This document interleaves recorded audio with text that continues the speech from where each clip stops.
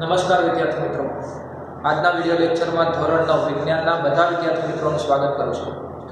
મિત્રો, આપણે ગયા લેક્ચરમાં કોઈપણ તત્વના પરમાણુનું દળ કેવી રીતે શોધાય તેના વિશે આપણે ભણ્યા હતા. આજના લેક્ચરમાં મિત્રો આપણે આવર્ત કોષ્ટકની અંદર જે તત્વો છે એ તત્વોમાંથી 1 થી 30 તત્વોના પરમાણુના ક્રમાંક, પરમાણુનું નામ અને પરમાણુની સંજ્ઞા વિશે આજના લેક્ચરમાં આપણે ભણીશું. તો મિત્રો, શરૂઆત કરીએ લેક્ચરની. 1 થી 30 તત્વોના 1 થી 30 તત્વોના પરમાણુ ક્રમાંક,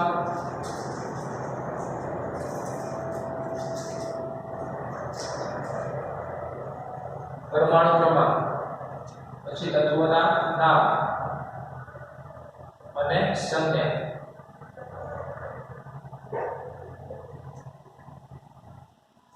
મિત્રો, કોઈ પણ તત્વ હોય દરેક તત્વનો ચોક્કસ પરમાણુ ક્રમાંક હોય છે.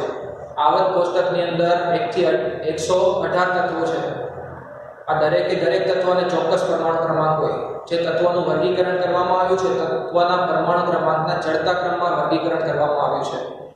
તમે આગળના ધોરણમાં કેટલાક તત્વો વિશે ભણી ગયા છો. 1 થી 30 તત્વોના પરમાણુ ક્રમાંક, નામ અને સંજ્ઞા તમારે યાદ રાખવી ખૂબ જ જરૂરી છે. આગળના ધોરણમાં પણ ખૂબ જ ઉપયોગી થશે. તો મિત્રો, સૌથી પહેલા આપણે પરમાણુ ક્રમાંક, તત્વોના નામ અને સંજ્ઞા આ દરેક વિશે જોઈએ. સૌથી પહેલા પરમાણુ ક્રમાંક લખીશું. પરમાણુ ક્રમાંક, પછી તત્વનું નામ અને તત્વની સંજ્ઞા.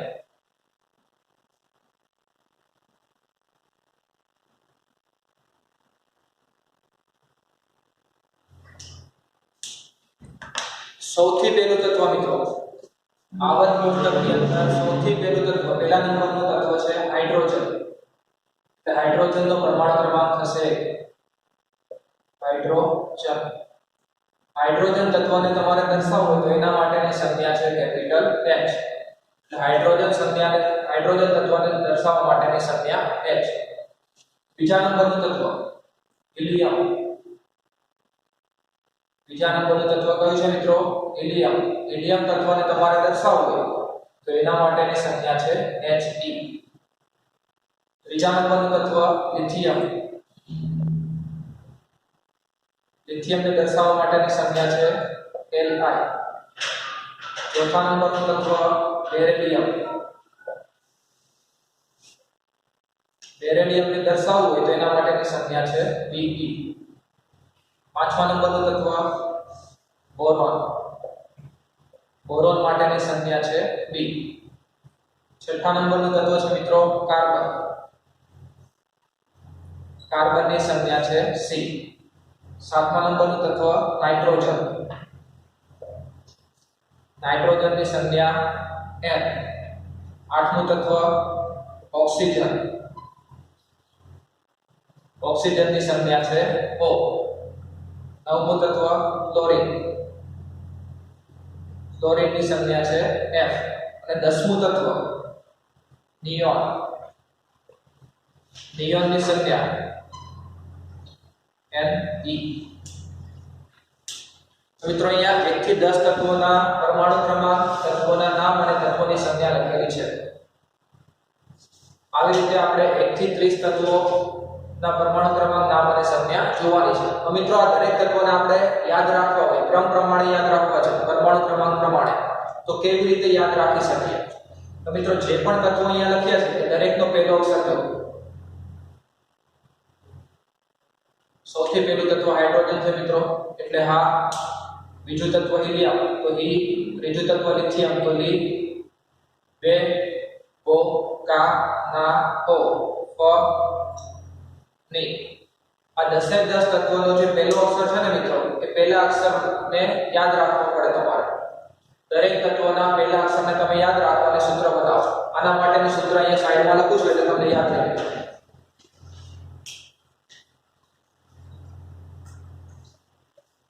દરેક તત્વનો પહેલો અક્ષર, તો હા, હી, લી, બે, બો, કા, ના, ઓ.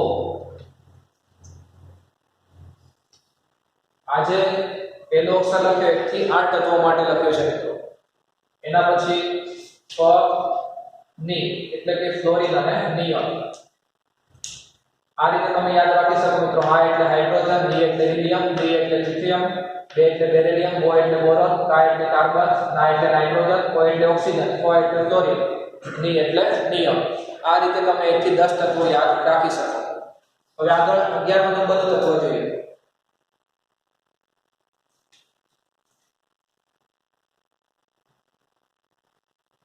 સૌથી પહેલા પરમાણુ ક્રમાંક, એના પછી તત્વનું નામ અને સંજ્ઞા.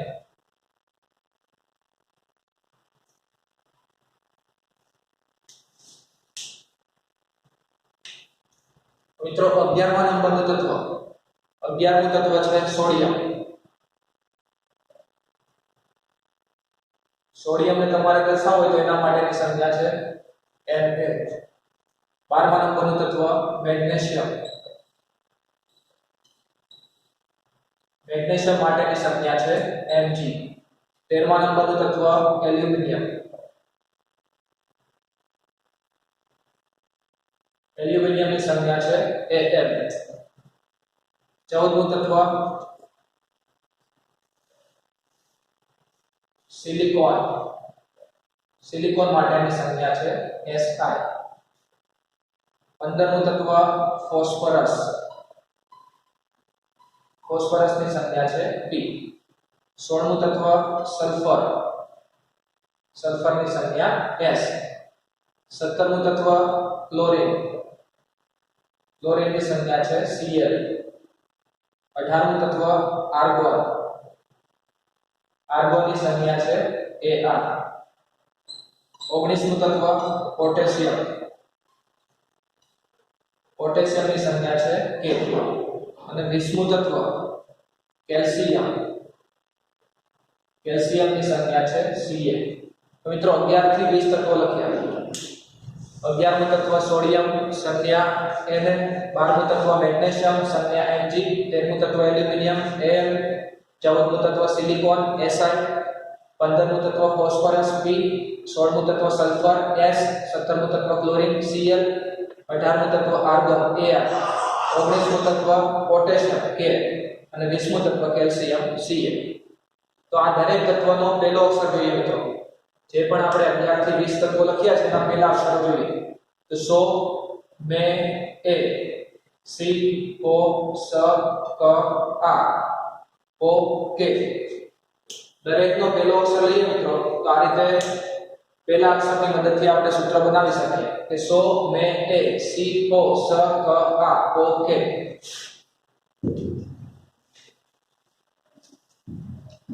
આ સૂત્ર અહીંયા નીચે લખી નાખીએ એટલે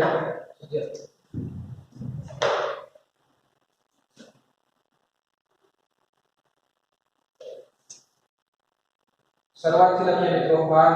લી beryllium, boron, carbon, nitrogen, oxygen, chlorine, neon, sodium, magnesium, aluminium, silicon, phosphorus, sulphur, chlorine, argon. એના પછી 19મું તત્વ પોટેશિયમ અને 20મું તત્વ કેલ્શિયમ. તો બાકીના 21 થી 30 તત્વો જોઈએ.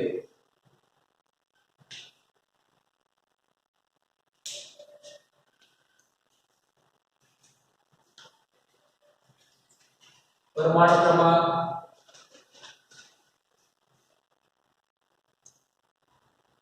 તત્વનું નામ અને તત્વની સંજ્ઞા.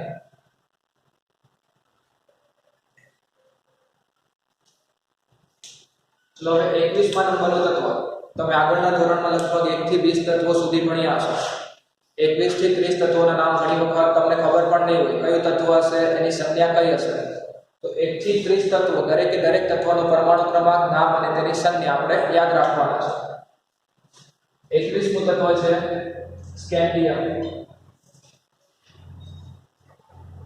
સ્કેન્ડિયમની સંજ્ઞા છે Sc. 22મું તત્વ ટિટેનિયમ. ટિટેનિયમની સંજ્ઞા છે Ti. 23મું તત્વ વેનેડિયમ.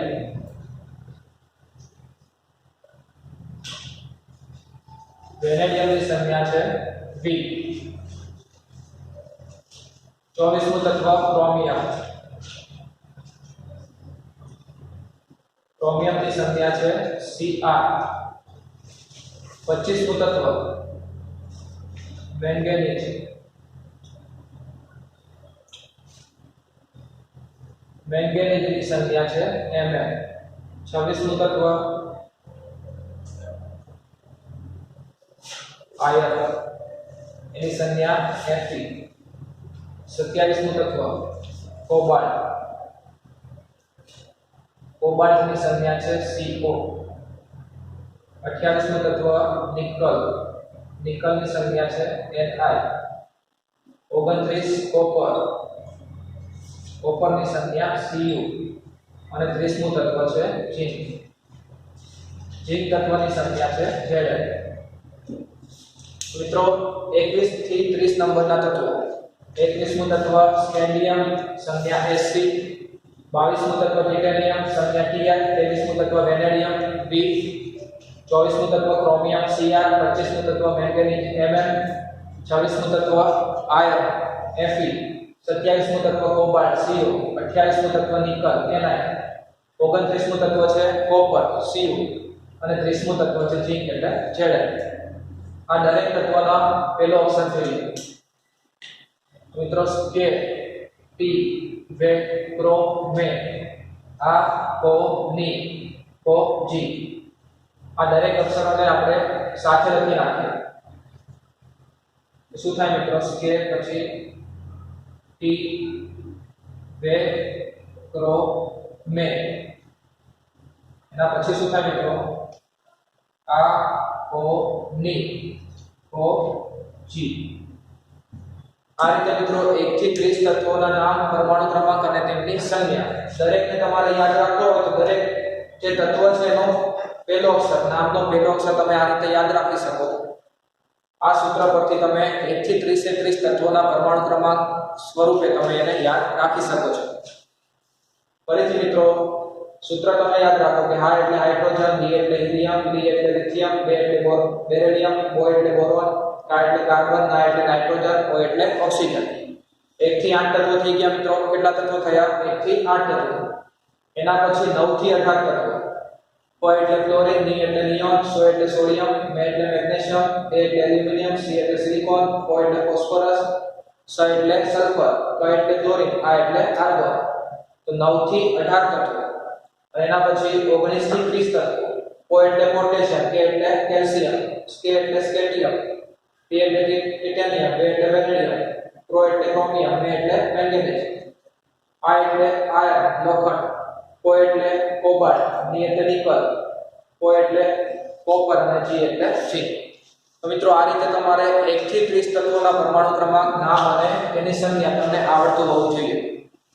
1 થી 30 તત્વોના તમને નામ આવડતા હશે તો જ આગળના ધોરણમાં જે રસાયણ વિજ્ઞાન ચેપ્ટર હોય એની અંદર તમને ખબર પડે મિત્રો. હવે આગળનો પ્રશ્ન જોઈએ. આગળનો જે પ્રશ્ન છે મિત્રો એમાં પરમાણ્વીયતા, કોઈ પણ અણુ આપેલું હોય એની પરમાણ્વીયતા કોને કહેવાય તેના વિશે આપણે ટૂંકમાં લખવાની છે.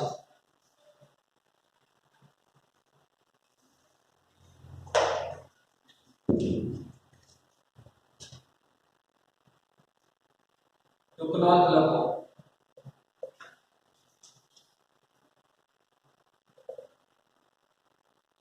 પરમાણ્વીયતા, પરમાણ્વીયતા વિશે ટૂંકનોંધ લખવાની છે. મિત્રો કેટલાક અધાતુ તત્વો હોય તો એમના જે અણુ છે એક જ પરમાણુના બનેલા હોય. કેટલાક અધાતુ તત્વો એવા છે કે જેમના અણુ માત્ર એક જ પરમાણુના બનેલા હોય છે. તો સૌથી પહેલો પોઈન્ટ લખીએ. કેટલાક અધાતુ તત્વોના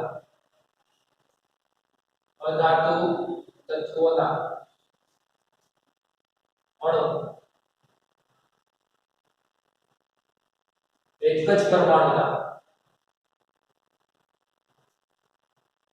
એક જ પરમાણુના બનેલા હોય છે.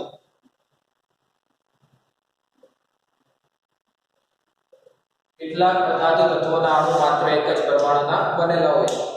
હવે કયા કયા એવા અધાતુ તત્વો છે જેમના અણુ માત્ર એક જ પરમાણુના બનેલા હોય? તો એના ઉદાહરણ જોઈએ. ઉદાહરણ તરીકે હિલિયમ. હિલિયમનો અણુ લખો મિત્રો તો આપણે માત્ર He લખીએ. આવી રીતે He2 He4 એવી રીતે બાજુમાં કોઈ સંખ્યા લખતા નથી. એટલે આપણે કહી શકીએ કે હિલિયમનો જે અણુ છે માત્ર એક જ પરમાણુનો બનેલો છે. એવી રીતે નિયોન, આર્ગોન, આ દરેક તત્વના જે અણુ છે માત્ર એક જ પરમાણુના બનેલા છે. આપણે આના નામ લખીએ એટલે તમને ખબર પડે મિત્રો. સૌથી પહેલા લખીએ હિલિયમ. હિલિયમની સંખ્યા કઈ છે મિત્રો? He. આર્ગોન લખીએ. આર્ગોનની સંખ્યા કઈ છે? Ar. આ જે અધાતુ તત્વો છે એમના અણુ માત્ર એક જ પરમાણુના બનેલા છે. કેટલાક એવા અધાતુ તત્વો છે, મોટા ભાગના જે અધાતુ તત્વો છે એમના અણુ એક કરતાં વધારે પરમાણુના બનેલા છે. પહેલા પોઈન્ટમાં તમને એવું કીધું કે કેટલાક અધાતુ તત્વોના અણુ માત્ર એક જ પરમાણુના બનેલા છે, પણ બાકીના જે મોટા ભાગના અધાતુ તત્વો છે એમના અણુ એક કરતાં વધારે પરમાણુઓના બનેલા છે. મોટા ભાગના અધાતુ તત્વોના અણુ, મોટા ભાગના અધાતુ તત્વોના અણુ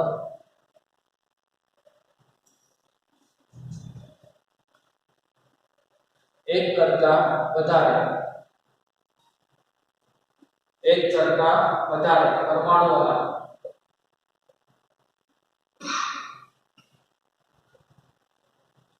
બનેલા છે. મોટા ભાગના જે અધાતુ તત્વો છે એમના અણુ એક કરતાં વધારે પરમાણુઓના બનેલા છે. તો કયા કયા એવા અધાતુ તત્વો છે જેમના અણુ એક કરતાં વધારે પરમાણુઓના બનેલા હોય તેના ઉદાહરણ જોઈએ. મિત્રો નાઇટ્રોજન. નાઇટ્રોજન અધાતુ તત્વ છે. નાઇટ્રોજનને આપણે લખવું હોય તો આપણે આ રીતે લખીએ N2 કે નાઇટ્રોજનના એક અણુમાં નાઇટ્રોજનના કેટલા પરમાણુ છે? 2 પરમાણુ છે. એવી રીતે ઓક્સિજન લખવું હોય, ઓક્સિજન, તો આપણે શું લખીએ મિત્રો? O2 લખીએ છીએ, કેમ કે ઓક્સિજનના એક અણુમાં ઓક્સિજનના કેટલા પરમાણુ છે? 2 પરમાણુ. એવી રીતે ક્લોરીન. ક્લોરીન લખવું હોય મિત્રો તો આપણે શું લખીએ? Cl2. ક્લોરીનના એક અણુમાં પણ કેટલા પરમાણુ છે? 2 પરમાણુ. એવી રીતે ધારો કે આપણે ફોસ્ફરસ લખવું છે. ફોસ્ફરસ પણ અધાતુ તત્વ છે. ફોસ્ફરસ તો આપણે આવી રીતે લખીએ P4. ફોસ્ફરસના એક અણુમાં ફોસ્ફરસના કેટલા પરમાણુ થાય? 4 પરમાણુ થશે. એટલે મિત્રો બીજો પોઈન્ટ તમને એવું કીધું કે મોટા ભાગના જે અધાતુ તત્વો છે એમના અણુ એક કરતાં વધારે પરમાણુઓના બનેલા છે. ઉદાહરણ આપી દીધા કે કયા કયા અધાતુ તત્વોના જે અણુ છે એક કરતાં વધારે પરમાણુઓના બનેલા હોય. તો નાઇટ્રોજન છે એનો અણુ 2 પરમાણુઓથી બને છે. ઓક્સિજનનો અણુ પણ 2 પરમાણુઓથી બને. ક્લોરીન અધાતુ તત્વ એનો અણુ પણ 2 પરમાણુઓથી બને છે. ફોસ્ફરસ અધાતુ તત્વ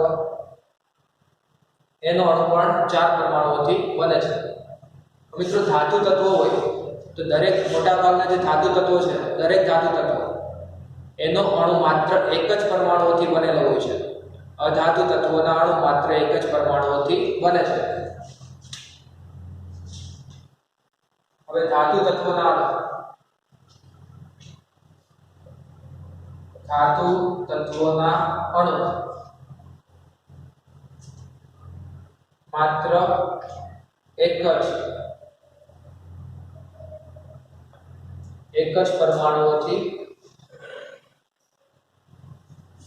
બને છે.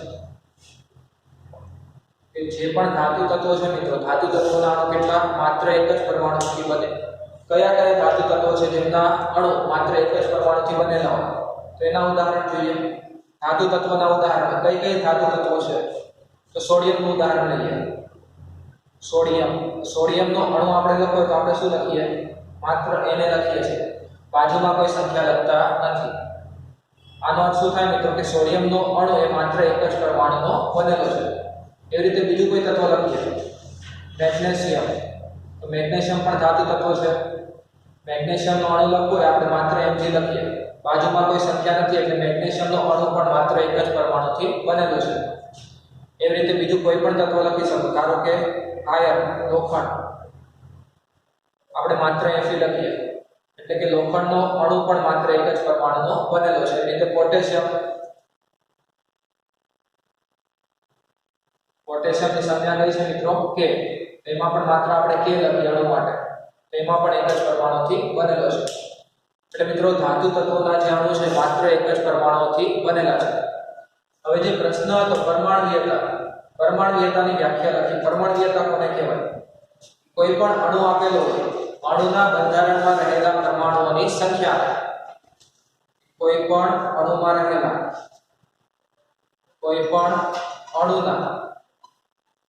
બંધારણમાં રહેલા પરમાણુઓની સંખ્યા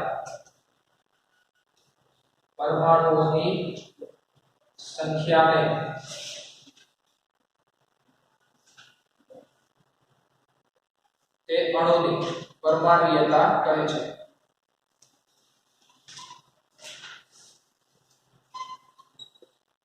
સમજો મિત્રો, કોઈ પણ અણુના બંધારણમાં રહેલા પરમાણુઓની સંખ્યા, આપણે ધારો કે કોઈ પણ અણુ લઈ લઈએ, ધારો કે આપણે H2SO4 લઈએ, H2SO4, કે કોઈ પણ અણુના બંધારણમાં રહેલા પરમાણુઓની સંખ્યા, આ જે અણુ છે H2SO4 એમાં કુલ કેટલા પરમાણુઓ છે એ પરમાણુની સંખ્યાને તેની પરમાણુયતા કહેવાય. આમાં કેટલા પરમાણુ થાય મિત્રો? જો હાઇડ્રોજનના કેટલા પરમાણુ છે? 2 પરમાણુ. સલ્ફરમાં કેટલો પરમાણુ છે? કંઈ પણ નથી, તો 1 પરમાણુ થાય. ઓક્સિજનના કેટલા પરમાણુ છે? 4 પરમાણુ. તો કુલ કેટલા પરમાણુ થશે મિત્રો? 7 પરમાણુ થાય છે. તો H2SO4 ના અણુની અંદર કુલ 7 પરમાણુઓ છે, એટલે આની પરમાણુયતા કેટલી થાય? 7 થશે. ખબર પડી ગઈ મિત્રો તમને? કોઈ પણ અણુના બંધારણમાં રહેલા પરમાણુઓની સંખ્યા, કે કોઈ પણ અણુ તમને આપેલો છે, એ અણુમાં રહેલા પરમાણુઓની સંખ્યા, જે પરમાણુઓ રહેલા છે એની પરમાણુઓની સંખ્યાને તેની પરમાણુયતા કહેવાય. તો મિત્રો આ જે પ્રશ્ન હતો પરમાણુયતા વિશે ટૂંકમાં લખો, એના વિશે ફરીથી એક વખત જોઈ લઈએ કે કેટલાક ધાતુ તત્વોના અણુઓ માત્ર એક જ પરમાણુના બનેલા હોય છે. ઉદાહરણ આપીએ મિત્રો, હિલિયમ એક જ પરમાણુ છે He, અને આર્ગન એમાં પણ એક જ પરમાણુ છે. મોટા ભાગના જે અધાતુ તત્વો છે એમના અણુ એક કરતા વધારે પરમાણુઓના બનેલા હોય છે. તો એના ઉદાહરણ આપીએ નાઇટ્રોજન, ઓક્સિજન, ક્લોરીન અને ફોસ્ફરસ. દરેકમાં એક કરતા વધારે પરમાણુ તમને જોવા મળે છે.